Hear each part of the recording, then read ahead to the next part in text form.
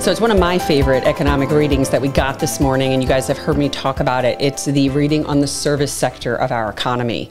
This is Wednesday, July 3rd, and we're here to discuss the ISM Services Report. The reason why I like to focus on this is because consumers spend the majority of their money on the service sector.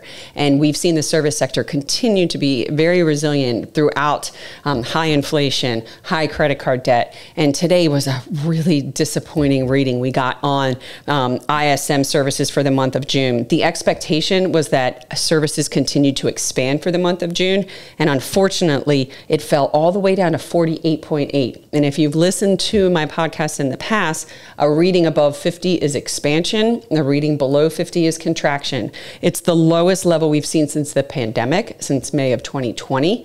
The employment component also was much weaker than anticipated at 46.1. They expected at 49.5. New orders also contracting. But what we were looking at was prices paid, because that's where the inflation has been sticky on the service side.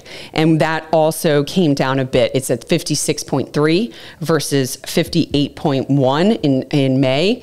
It's the lowest since June of 2023, so about a year low, but it still is high. And this is something that we can't ignore. The Fed won't ignore.